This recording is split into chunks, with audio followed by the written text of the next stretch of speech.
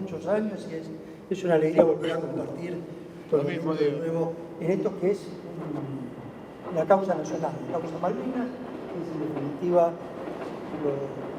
lo que trabajamos y lo que la ANUR tiene, la Universidad de la ANUR, como un elemento central en la formación de los estudiantes, de los profesionales que surgen de esta universidad. Vamos a ver mucho de lo que dijo Ernesto, pero Ernesto es geógrafo, él ve el espacio, yo soy historiador. Vamos a verlo en el tiempo. Vamos a ver cómo se desarrolló este conflicto.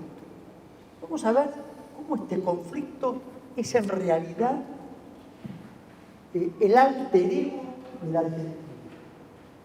Somos la Argentina, vamos a ver que somos lo que somos, nuestra identidad por los ingleses. Porque el inglés para nosotros fue el otro. El inglés siempre fue el enemigo histórico. Y el enemigo nos dio identidad. La lucha contra el enemigo nos dio identidad. Muchos de los compañeros que están acá, veteranos de guerra, son parte de una lucha en la cual a nuestra generación, a ellos les tocó ser los representantes de este pueblo que lucha desde hace siglos contra los ingleses, que va a seguir luchando y que va a seguir luchando. Entonces, ellos fueron nuestros representantes, ellos fueron los pocos que dieron todo junto con los que cayeron y ellos se sacrificaron por todos, como sucedió en otros momentos de nuestra historia que vamos a ver. Vamos a tratar de hacer un recorrido del inglés en el Atlántico Sur, para entender la naturaleza de la guerra, la naturaleza del conflicto de hoy y de mañana, en donde, como decía Perón, es el asunto magno. El asunto magno porque ahí se juega, ¿no?, el futuro no solo de la Argentina, sino de Sudamérica. ¿Estoy pasando? Dale nomás. Entonces vamos a ver cómo el inglés está posicionado, ¿no? Dale. ¿Otro más? Un primer concepto fundamental. Cuando a fines del siglo XVI, mejor dicho, a principios del siglo XVI, con el descubrimiento de América, los europeos se encuentran con algo. No descubren nada, se lo encuentran. No salieron a buscar. Se encontraron yendo a Asia con que en el medio había un continente. Un continente. Y esa Europa, que era una Europa que un lugar del hambre, de la peste, un lugar que en los momentos de mayor esplendor fue casi tan grande como lo que fue el Imperio Persa o como lo que fue el Imperio Chino, pero nunca fue más que eso. Encuentra un continente en el cual pone a su servicio los recursos humanos y materiales que había en él, ¿no? Lo que llamamos la edad moderna, en realidad la llaman ellos, y es parte del colonialismo, de la colonización pedagógica, es la preponderancia o la hegemonía europea en el mundo producto de haber encontrado este continente que lo pusieron a trabajar a sus servicios. Y esto es fundamental entenderlo, esto es el colonialismo. Y la causa Malvinas es una causa colonial. Y esta es la esencia del problema. ¿Por qué nos da identidad Malvinas? Porque nos muestra el conflicto central, el conflicto que agobia el alma de los pueblos, que es la dependencia. Tenemos que entender y situarnos en este lugar porque ese es el conflicto central, ¿no? Lo que tiene Malvinas es que hoy las formas de dominación son sutiles, perversas, pero Malvinas nos muestra el colonialismo en su cara más descarnada. Nos han cercenado el territorio, ¿no? Y como decía Ernesto cuando hablaba, es cercenar el alma. Cercenar el territorio de un pueblo es cercenar su alma. Y nosotros estamos heridos y profundamente dolidos desde 1833 porque un pedazo de nuestro territorio fue arrebatado y porque en ese territorio están otros y porque en ese territorio no está nuestra bandera ni está nuestro pueblo ejerciendo su capacidad de autodeterminación. Ese es el conflicto que tenemos, ¿no? En el cual Malvinas es una clave. de un conflicto mayor que, como bien describió Ernesto, es un conflicto hoy por un cuantioso cantidad de espacio y de recursos naturales en ese espacio. Vamos a ver un elemento central de la presencia británica en el Atlántico Sur. En 1805, Europa está en guerra. Napoleón está en guerra aliada a España contra Francia, contra Inglaterra, contra Alemania, contra Austria, y la flota inglesa derrota en la batalla de Trafalgar, octubre de 1805, a la flota francesa y española. Las destruye, las aniquila. Dale. ¿Y qué da esta situación? Francia va a ser dueña del continente e Inglaterra va a ser dueña del mar. ¿Qué hacen los ingleses? Esto es fines de 1805, dale. En enero de 1806 van a tomar la ciudad del Cabo, en el sur de África, y inmediatamente se van a dirigir desde ahí, lo que vamos a ver, dale, como una línea recta entre Ciudad del Cabo al Río de la Plata. Su objetivo, dominar las bocas de ingreso al Atlántico. Lo primero que hacen es, se largan a tomar los puntos estratégicos de control de los océanos. El Río de la Plata es uno y Ciudad del Cabo es otra. ¿Qué pasa? Ellos tenían información por los comerciantes, por sus espías acá, que acá la gente estaba muy enojada con los españoles y que los iban a recibir como libertadores. Y para eso planifican una operación en tiempo y espacio de más de 12.000 efectivos y 100 barcos para tomar Buenos Aires y tomar también Chile. ¿Qué pasó? Van a terminar fracasando en Buenos Aires. Dale. Porque desembarcan, toman fácilmente Buenos Aires, dale.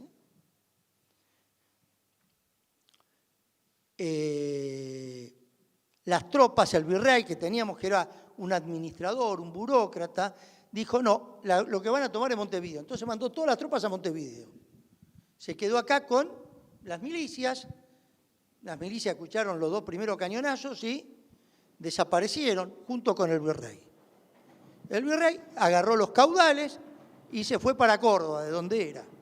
¿Qué hicieron los ingleses? Lo siguieron a caballo, lo alcanzaron, le sacaron la plata, ¿no? Los cofres de plata, y los cofres se fueron para Inglaterra, por supuesto. Como los cofres que mandó Sturzenegger ahora con oro del Banco Central, ¿no? Normalmente el oro que va a Inglaterra nunca vuelve. Bueno, otra cosa cómica fue que Bereford, al tomarlo prisionero a Sobremonte, dijo, no, vamos a dejarlo libre porque la verdad es más útil libre que preso. Vamos a dejarlo al mando. El asunto es que toman Buenos Aires. Ahora, lo que pasó fue algo que empezó a sorprender a los ingleses. Fíjense en estas palabras de Mariano Moreno, ¿no? En el momento de la toma, ¿no? Apoderados de mi patria, dice Mariano Moreno. Apoderados de mi patria. Y hay una anécdota, ¿no? Que había en esa época en lo que se llamaba la Plaza Mayor, ¿no? Había bares como ahora, donde iban y chupaban. Y se sentaban y una posadera empezó a increpar a todos los hombres por el desfile de los ingleses y que nadie estaba haciendo nada. O sea, empezó a haber, desde el momento que llegan los ingleses, una indignación popular. ¿Vio estas cosas que pasan? De repente todo el mundo gana, Trump felicita, la Lagarde felicita, todos felicitan, y de repente el pueblo argentino le da una sorpresa que nadie se espera. Bueno, acá va a pasar algo parecido. Dale. Sobremonte se fue a Córdoba y dijo, bueno, vamos a reunir tropas desde el interior para recuperar la ciudad. Dale. Y los vecinos con Álzaga dijeron, no, vamos a insurreccionar la ciudad. Y la tropa veterana se había ido a Montevideo. Un oficial naval que estaba acá, Liniers, que no prestó juramento, se fue a Montevideo a ponerse a órdenes del gobernador de Montevideo, y ahí decidieron mandar una expedición acá. ¿Qué dijo el gobernador de Montevideo? Bueno, la verdad vamos a mandar a otro, porque si voy yo y pierdo, la verdad tengo todo para perder, mandemos a otro que si pierde, bueno, ya está. Y va a Liniers, Dios es el hombre y sus circunstancias, el hombre del momento. Liniers junta una tropa,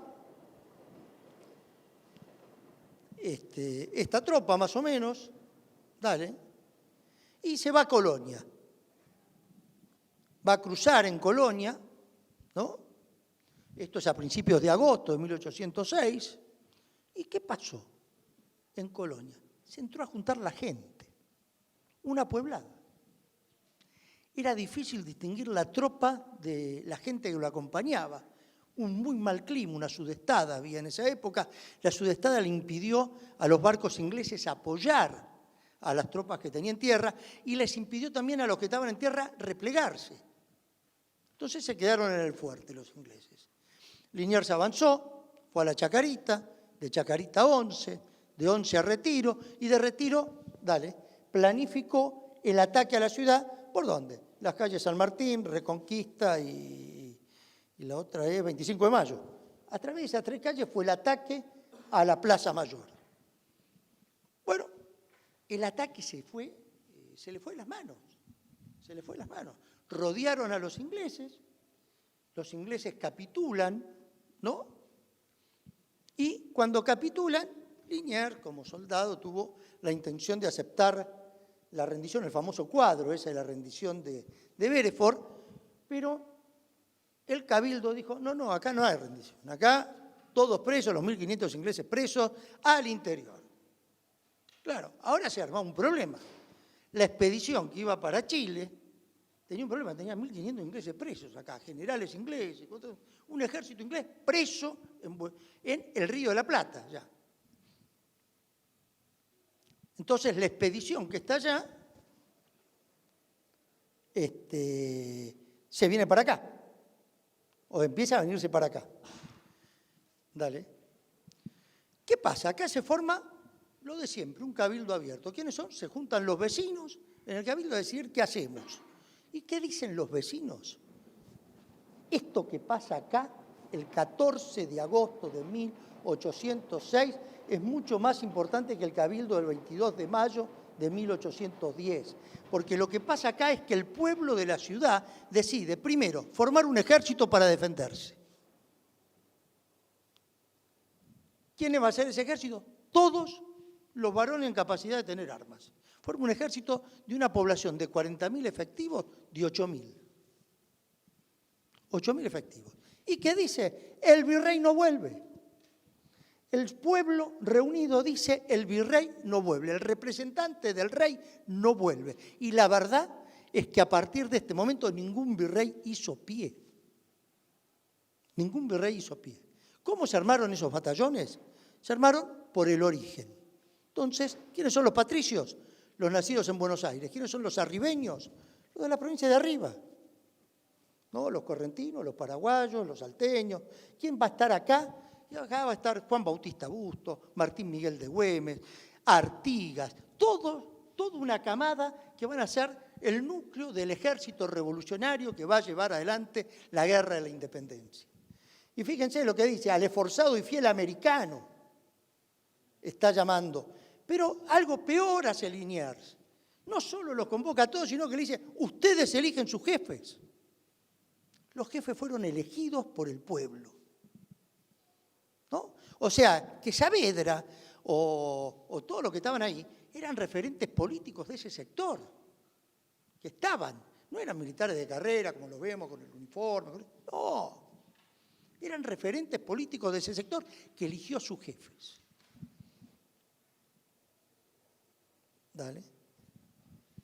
Bueno, vienen los ingleses con refuerzos desde Inglaterra y desde Ciudad del Cabo también. Pasamos. van a tomar esta vez, dicen no, esta vez no nos agarran de nuevo desde la banda oriental. Toman Maldonado, toman Montevideo, toman Colonia y se preparan para la invasión a Buenos Aires. ¿Qué hacen? El cabildo ahora directamente destituye al virrey, lo mete en un barco y lo manda para España. Dale. Llegan, eran tantos los generales y almirantes que tenía el ejército inglés que mandan al primo del rey, un teniente general, a ponerse a cargo de las tropas, Whitelocke. ¿Y qué dice Whitelocke? Fíjense, dice, habiéndose dignado su majestad el rey, mi amo, a confiarme al gobierno civil de todas las posesiones de la América Meridional.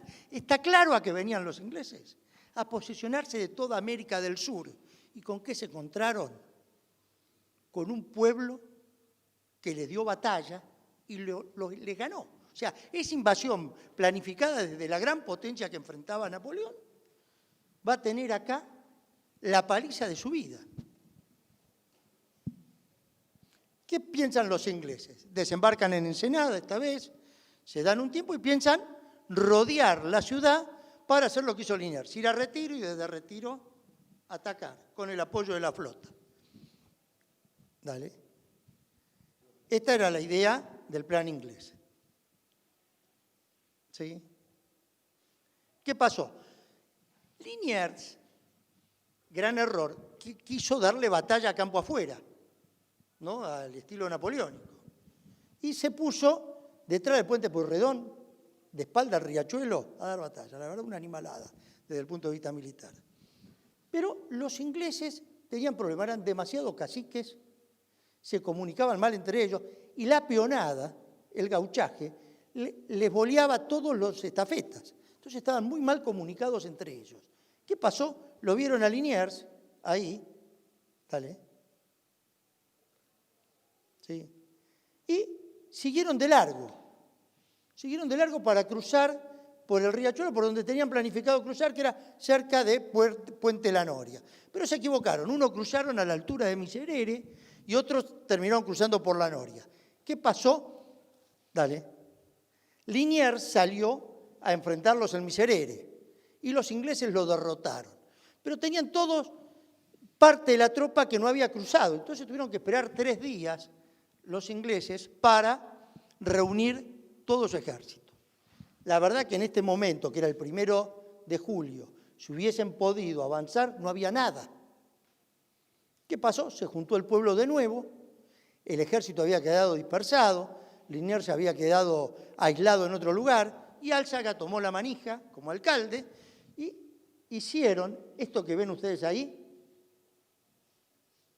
fortalecieron con piquetes, ¿no?, todo el casco de la ciudad, ahí.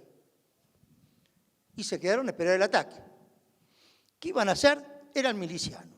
No iban a salir a enfrentar campo afuera a los ingleses ni cuerpo a cuerpo. Los esperaron desde las azoteas y le tiraban y salían, le tiraban y salían.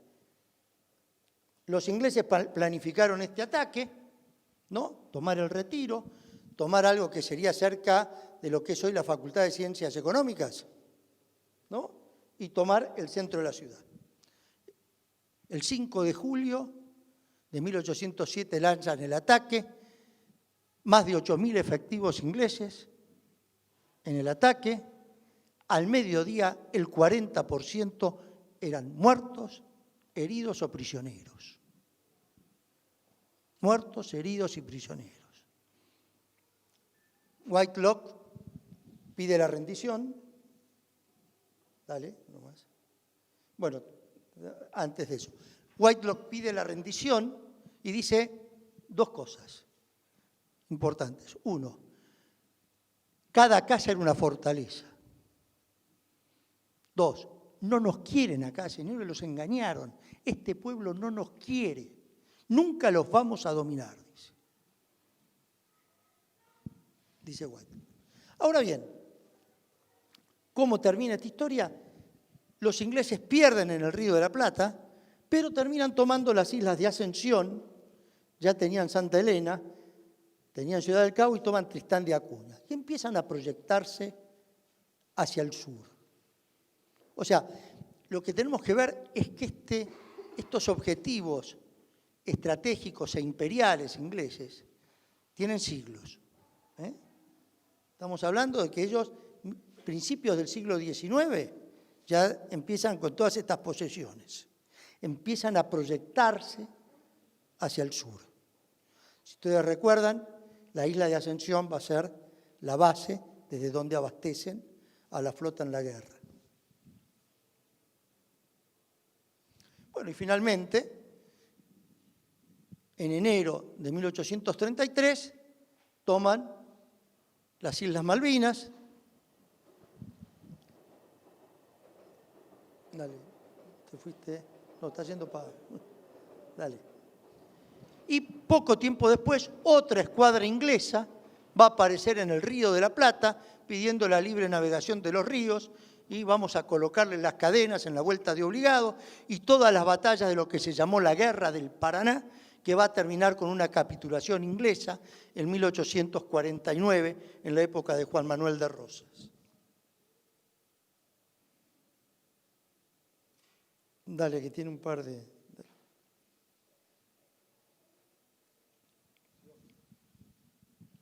Bueno, tenemos a los ingleses en Malvinas. A ver, dame, fíjate a ver dónde está, porque se ve que... Acá. Tenemos una historia propia de Malvinas. En 1776 y antes, 1770, ya hay un comandante español en las islas, ¿no?, con una guarnición militar. Va a ser la primera comandancia en el Atlántico Sur que va a tener continuidad desde 1770 hasta 1832. Vamos a tener autoridades, dependiendo de Buenos Aires, en las islas. Dale. En 1779 se va a fundar Carmen de Patagones, que va a ser la otra población en el Atlántico Sur que tienen articulando el espacio del Atlántico Sur. ¿Vale? Y en 1833, como vimos, se desarticula este espacio español con la presencia británica. Y otro tema importante, en 1842 se funda Puerto Bulnes, Punta Arenas, en Chile, en donde también se van a asentar los ingleses. Entonces vamos a tener durante casi 40 años una estrecha relación entre Punta Arenas y Malvinas como única presencia en el Atlántico Sur. 40 años, ¿eh? Dale, uno más.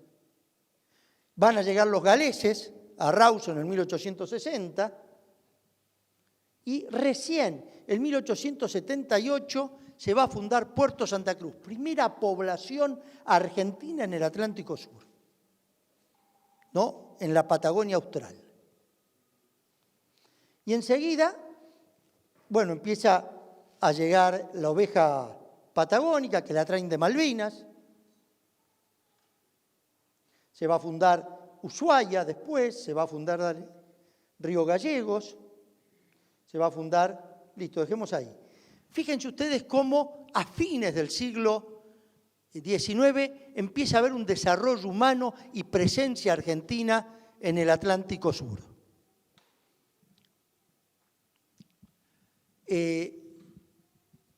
En 1879 Sarmiento escribe un artículo en el diario El Nacional que dice: leí la memoria de la Marina de Guerra, y la Marina de Guerra dice que para desarrollar y colonizar los mares del sur hay que tener una armada.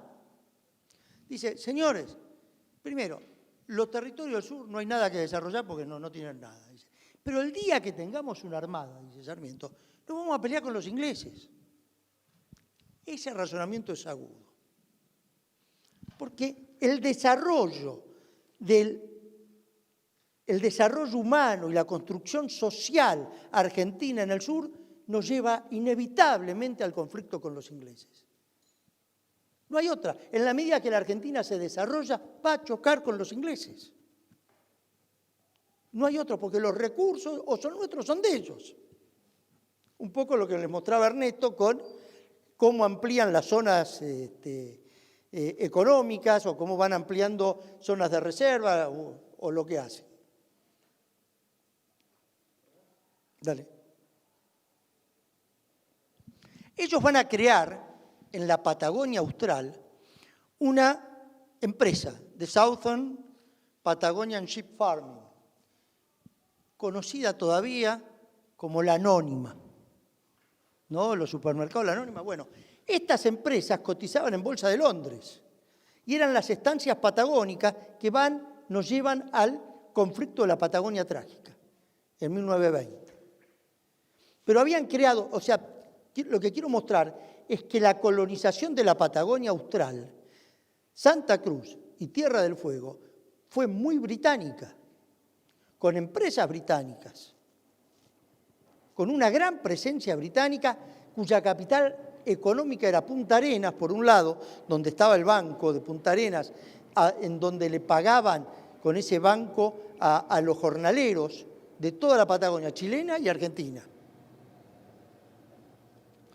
Y finalmente, después de los conflictos, terminan vendiéndosela a Brown Menéndez y a José Menéndez, que van a ser la famosa familia después, Menéndez Vegetti.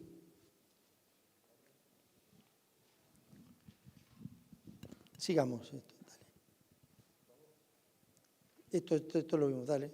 Pasa lo que se superpuso. Bueno, 1904.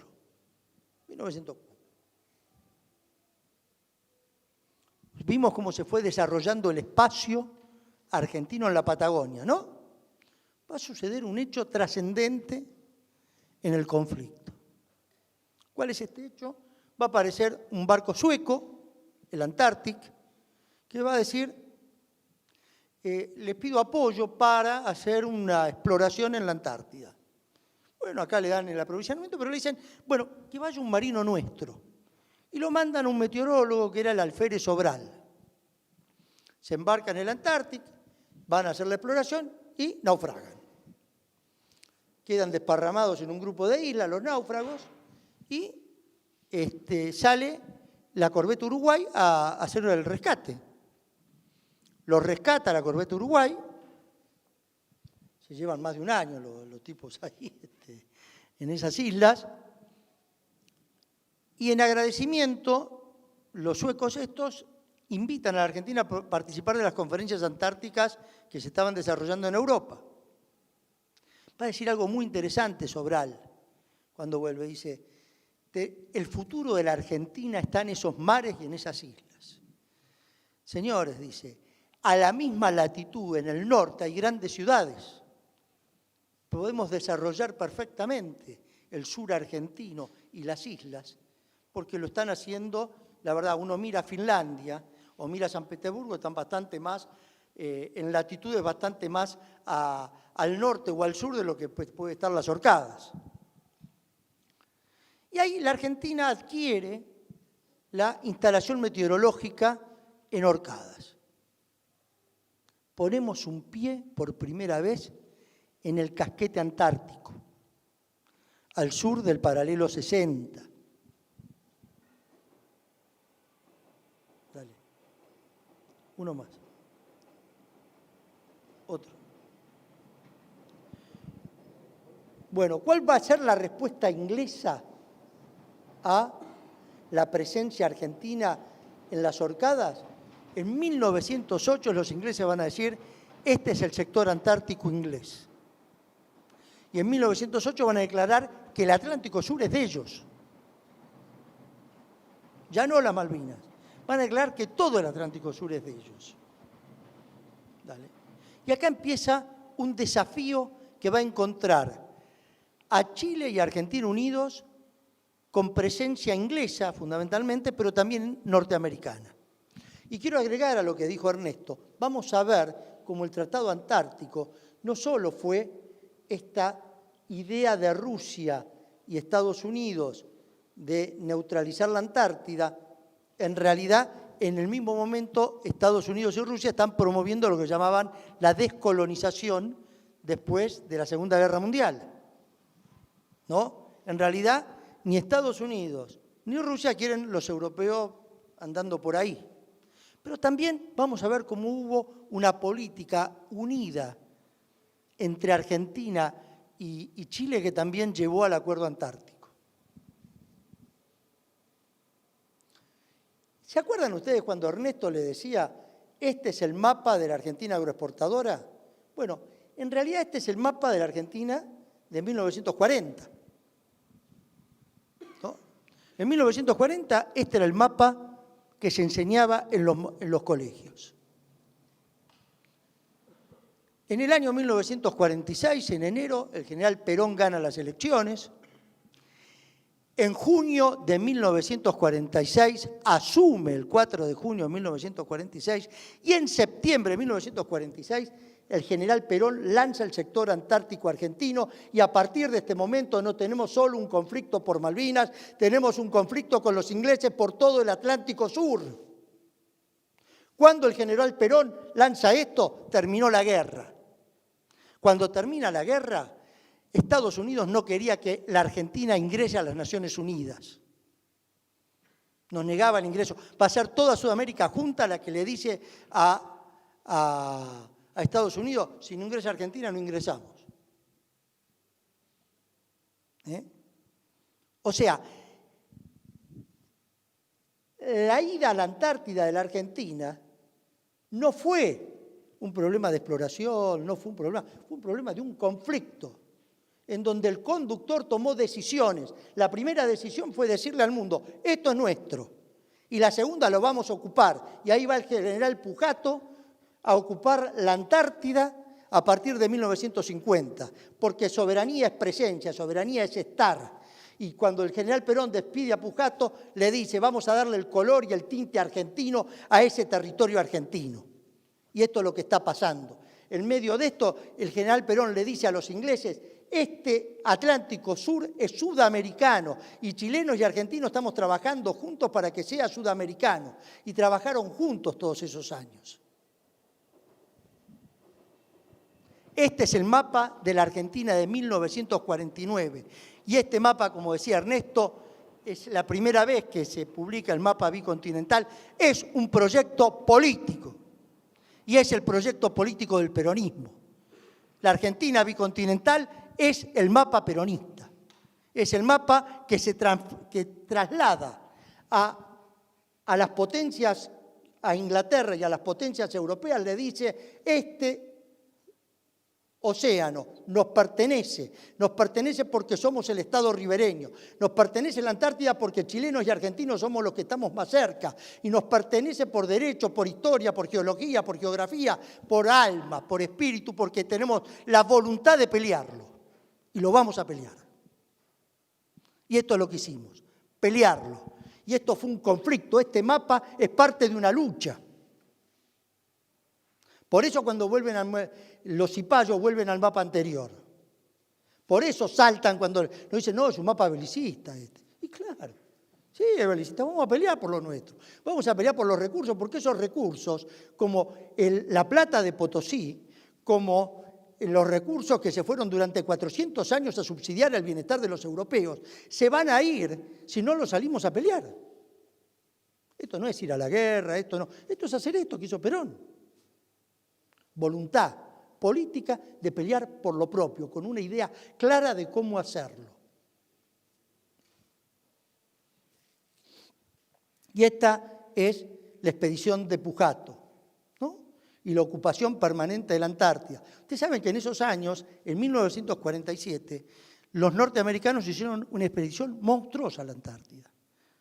5.000 efectivos, portaaviones, submarinos, destructores. Se llamó High Jump. Expedición High Jump.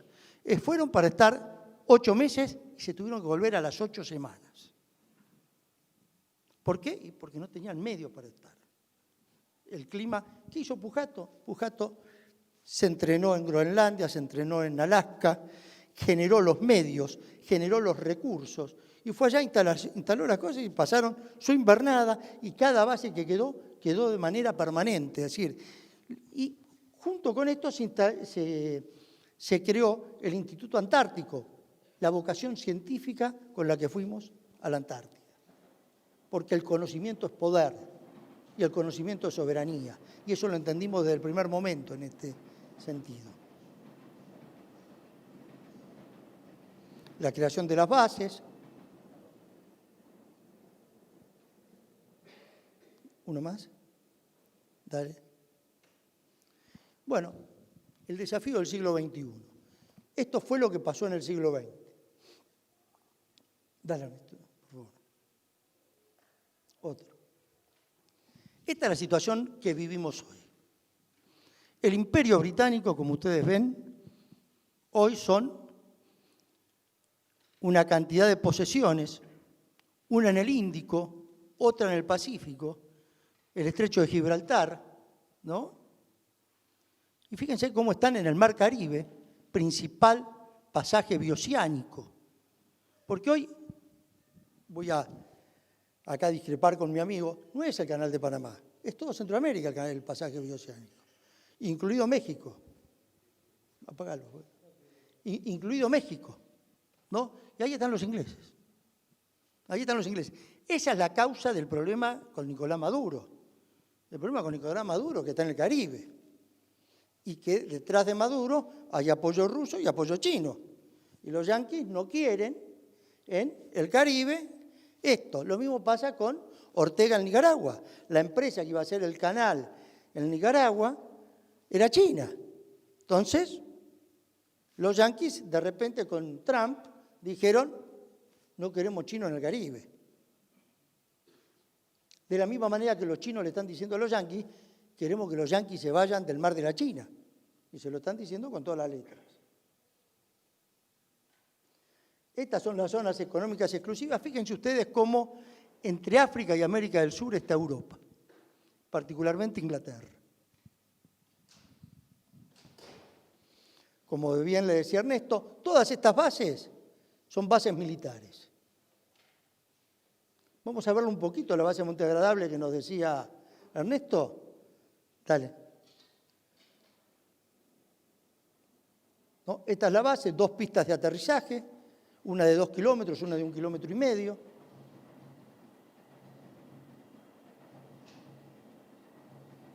Con aviones Eurofighter, que son los que tiene la OTAN, helicópteros Sea-King y los misiles que decía Ernesto, Rapier antiaéreos. Y estos son los recursos en juego, ¿no? Ahí está la merluza negra, el calamar ilex, el mejillón, todo lo que ustedes quieran.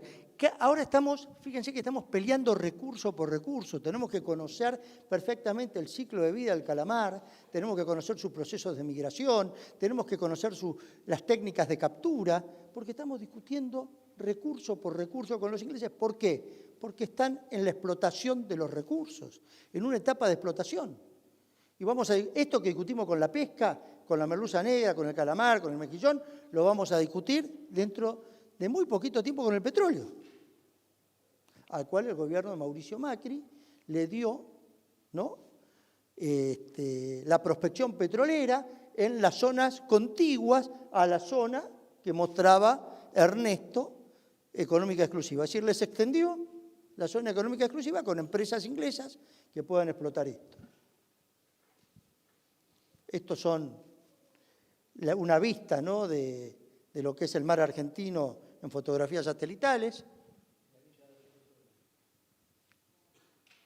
Esto es un poco los recursos que están ahí, la fauna, dale, distintos tipos, también los minerales. Quiero pasar un poquito a la parte petrolera, ¿no?, que era cuáles son las cuencas. Acá están específicamente, en el norte está el yacimiento de Sea Lion, que es el que tiene el más avanzado los ingleses en prospección petrolera, y en el sur uno que no sabemos si está de este lado o de aquel lado de la zona económica autodeterminada por ellos. Pero esto es toda la zona que afecta a nuestra Tierra del Fuego. Porque este es otro concepto que tenemos que meternos adentro. Acá seguramente hay muchos compañeros que son de River, ¿no? Estarán contentos, tristes, muchos que serán de Boca. Bueno, en Tierra del Fuego pasa exactamente lo mismo en Ushuaia.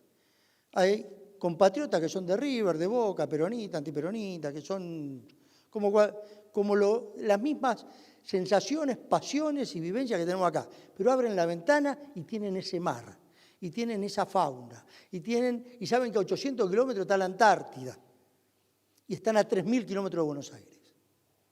3.000 y 800 de la Antártida. Y en la Antártida hay escuelas, y en la Antártida hay radio, y en la Antártida hay... No, y a su vez tienen una base militar enemiga a 600 kilómetros. Esto es lo que se vive en el sur. Dale. Esto es un poco lo que les decía de la cercanía, ¿no? Bueno, un poquito cómo se enfrenta esto, qué es lo que tenemos que hacer. Y tenemos que desarrollar,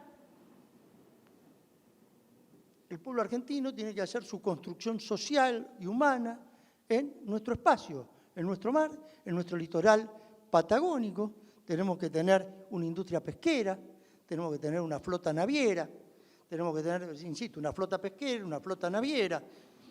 Tenemos que tener la explotación de nuestros recursos con producción nacional y trabajo argentino. Después tendremos la defensa. No se defiende, o sea, solo se defiende cuando se produce. No se defiende la nada. Se defiende el trabajo, se defiende la producción, se defienden los recursos. Eso es lo que tenemos que ver. Pero entonces lo primero que tenemos que pensar es cómo explotar esa zona, ¿no? Zona que en general siempre hemos tenido una barrera a desarrollar una industria pesquera. Siempre encontramos una barrera a esto, ¿no? Tenemos que generar canales bioceánicos, ¿no? con Chile, tenemos que promover con el resto de los países sudamericanos cómo entre todos participamos de una presencia antártica en un sector antártico sudamericano, uniendo el sector argentino y el sector chileno, ¿no? Y llegar con industria argentina antártica a Chile, ¿no? y que Tierra del Fuego sea exactamente eso, el lugar estratégico desde donde se accede a la Antártida. Y esa puerta es Argentina. Cuando empecemos a hacer todo eso, vamos a ir cercando Malvinas. Cuando el desarrollo humano argentino cerque Malvinas, las Malvinas naturalmente van a volver a lo que le pertenece, a ese territorio sudamericano que las está reclamando desde hace tanto tiempo. José Hernández, cuando un marino Lazarre estuvo en Malvinas, contó sus experiencias y escribió un libro que se lo prologó a Hernández. Y Hernández publicó un artículo con esto y decía algo, fíjense que no teníamos la categoría colonialismo, no teníamos en 1869 estas categorías. Pero ¿qué va a decir Hernández? Cuando a un pueblo se le roba un territorio, se le roba el alma, dice. Y no solo se le roba el alma, sino que aparte se le está diciendo todos los días, esto que te pasó te puede volver a pasar. Y esto nos dice José Hernández en 1869. Entonces, a nuestros compañeros veteranos, ustedes son parte de una lucha eterna de nuestra nacionalidad. Y esa lucha es contra el inglés. Lo fue siempre y lo va a ser. Lo fue siempre y lo va a ser. El inglés fue el que nos obligó a armarnos y después de armarnos nos independizamos, ¿no? Nos obligó a tomar conciencia de nosotros. En 1806 nació un sujeto social y un sujeto histórico que empezó a escribir su propia historia. La volvimos a escribir en la Vuelta de Obligado, la volvimos a escribir reiteradas veces. Y ustedes tuvieron el honor de escribir una página de gloria en esta lucha. Y los más jóvenes y todos los que estamos acá para siempre estar eternamente reconociendo lo que hicieron por todos, ¿no? De recordar cada día a nuestros caídos, de recordar el dolor de los familiares, de recordar el sacrificio de los veteranos. ¿Por qué? Porque es la causa nacional, es nuestra alma. Ahí está nuestra alma, ahí está lo que somos. Eso es lo que somos. Y esto lo reconoce el sustrato de la patria. No lo reconoció la dirigencia, no lo reconoció el Estado, lo reconoció el pueblo. Un día se encontraron con que las plazas, las calles, que había monumentos, que había escuelas, que había todo, empezaba a llamarse Malvinas o los nombres de nuestros caídos o de nuestros veteranos. Y esto lo hizo el pueblo argentino. El 2 de abril se festeja porque lo festejó el pueblo argentino. Un día lo tuvieron que reconocer, nada más. Cada vez que podían nos decían que era el 14 de junio, el día de Malvinas, el día de la derrota, ¿no? Sin embargo, el pueblo argentino instauró el Día del Veterano. Lo instauró el pueblo. ¿Y por qué? Porque es nuestra alma, es lo que somos, y el pueblo del argentino en eso no se equivoca. No se equivoca, tienen los tiempos que tienen los pueblos, probablemente para decirnos cuándo nos reubican, pero nos reubican cada tanto. Cada tanto nos dicen, no, este es el camino y este es el lugar.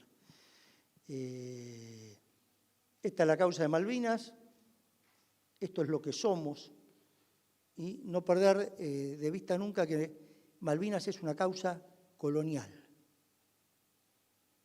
que nos muestra la dependencia en la que vivimos. Nosotros no, los sudamericanos, los latinoamericanos, en general. Y ahí está, como testimonio de la lucha de un pueblo por su libertad, de la lucha de un pueblo por ser lo que debe ser. Un pueblo que lucha por su derecho a la autodeterminación, porque cuando nos robaron Malvinas, nos robaron un derecho a la autodeterminación. Y esto es lo que estamos reclamando. Y esto es lo que nos reconoce el mundo. Porque Malvinas está en el mundo como una causa colonial, ¿no? Y esto es lo que a veces nos... Vamos a cooperar con los ingleses.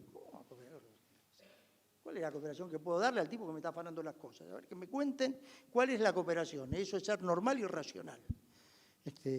No, tenemos que hacer nuestra lucha, nuestra resistencia, y tenemos que ir construyendo ese Atlántico Sur, ¿no?, que vaya acercándose cada día un pasito más a las islas con nuestro trabajo, con nuestra inteligencia, con nuestra voluntad, con nuestro sacrificio. Bueno, muchas gracias.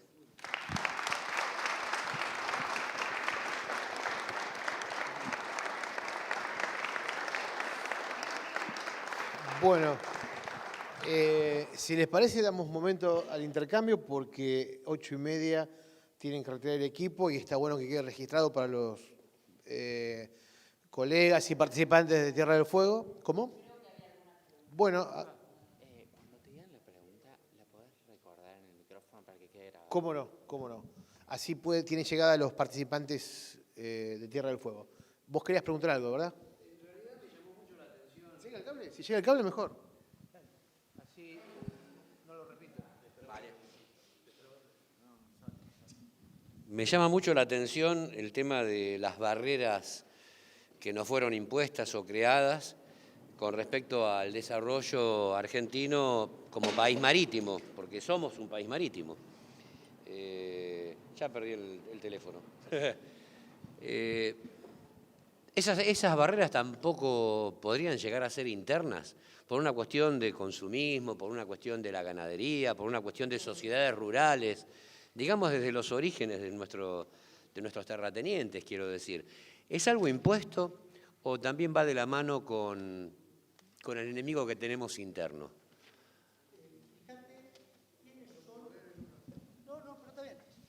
Fíjate quiénes son los que pescan en el Atlántico Sur. Las flotas españolas, las flotas... Entonces, es parte del tema. Vos no desarrolles esto porque estos recursos no los llevamos para allá.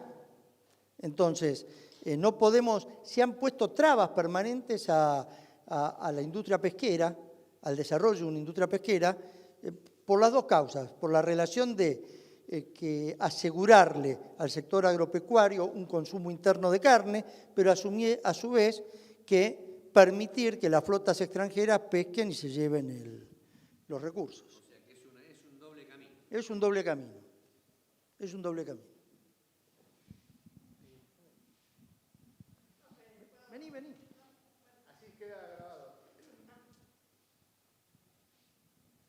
Bueno, primero que nada, la verdad, me quedo asombrada de la ignorancia sobre este tema, que siempre me interesó, siempre investigué, pero indudablemente usted o ustedes me han llenado de un conocimiento que desconocía completamente.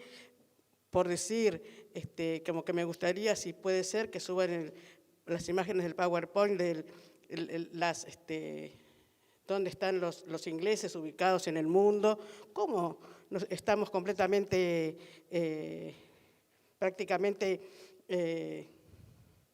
casi agachando la cabeza en un punto, pero yo creo que más que nada por desconocimiento, porque como usted bien lo expresó, ellos están llevando toda la riqueza nuestra economía, y me gustaría, no sé, desde que lo veo con tanto entusiasmo hablando sobre la manera de incorporar gente en el sur para que la economía nuestra se pueda desarrollar, y la presencia, exactamente. Yo comparto que la presencia es la soberanía, pero a medida que, digamos, si la gente no va o no vamos, es como que... ¿Cuál es la estrategia, cuál es la manera, cuál es la forma de que eso se pueda lograr?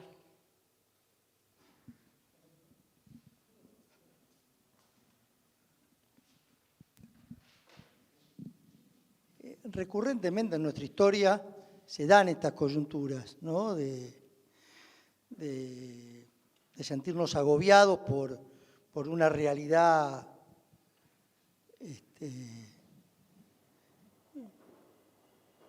recuerdo, pongo dos ejemplos.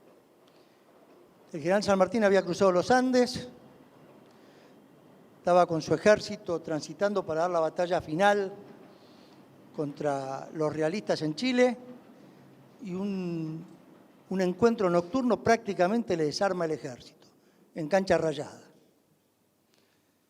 Todo lo que se había hecho, ¿no? Una gesta monstruosa como fue el cruce de los Andes, la batalla de Chacabuco, parecía que se perdía se había perdido en 2 horas de lucha en Cancha Rayada. Ahí es cuando San Martín lanza la proclama que dice: la patria existe y triunfará. Y convocó todas las reservas habidas y por haber en Santiago de Chile, en todas partes. Movió las piedras, se venían a unir al ejército libertador. San Martín lo que no sabía en ese momento todavía era que Las Heras había logrado salvar gran parte del ejército. Y como dijo San Martín, ese mismo día, en esa misma proclama, dentro de poco daré un día de gloria a la América del Sur. Y ese día fue la batalla de Maipú del 5 de abril de 1818.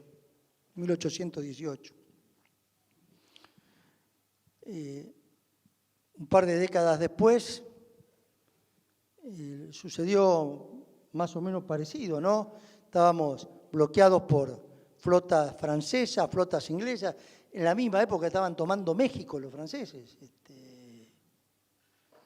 Y había un cielito de la época que decía: pero va a venir un criollo para salvarnos. Y apareció Juan Manuel de Rosas, ese criollo que apareció, como aparecieron tantos líderes que lo que hacen es conducir un pueblo que tiene un espíritu de lucha y una vocación de lucha por lo suyo.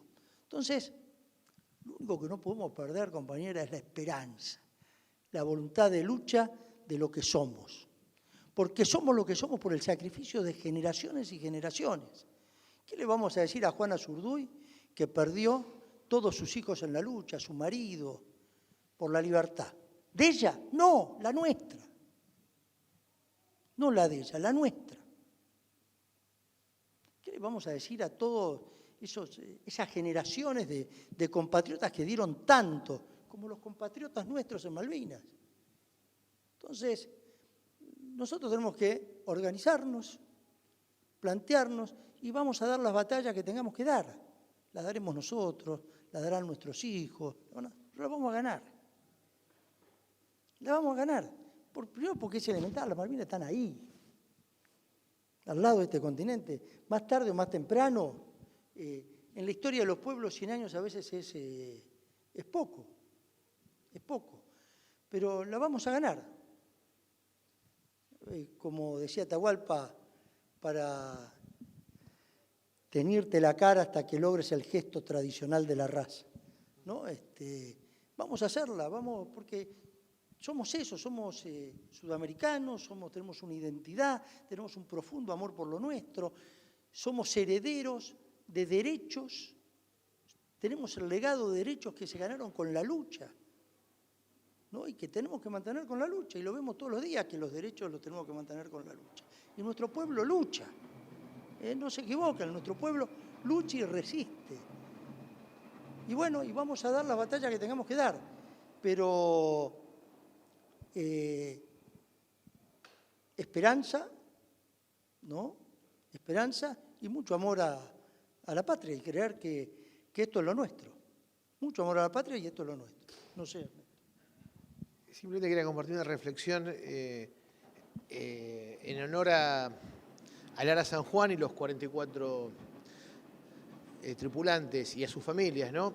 En honor a ellos, a la verdad histórica y a la realidad territorial. En el caso de Lara San Juan, por supuesto, no podemos más que hipotetizar las causas del trágico episodio. Hay una hipótesis de máxima, por supuesto, que es que el Lara San Juan fue hundido por el poder militar británico. Hay muchas hipótesis, una de mínima que podría ser se hundió por desperfectos técnicos. El ministro Aguad recientemente ofreció otra hipótesis de podemos decir, hipótesis, que se hundió por la impericia de la tripulación. No sabemos lo que pasó, pero sí lo que podemos decir es que haya pasado lo que haya pasado, ese episodio se dio en este territorio, en este entramado de fuerzas y fortísimos intereses. Y eso hay que decirlo también, es una obligación ética decirlo, por los tripulantes y sus familiares y por todo el pueblo argentino y por todos los hechos históricos del pueblo argentino.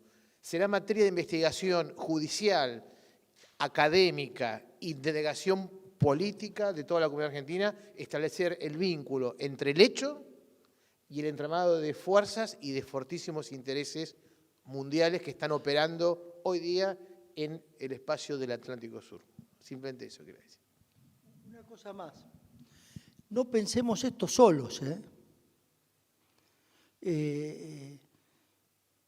Siempre las luchas han sido de los pueblos y de nuestros pueblos hermanos sudamericanos.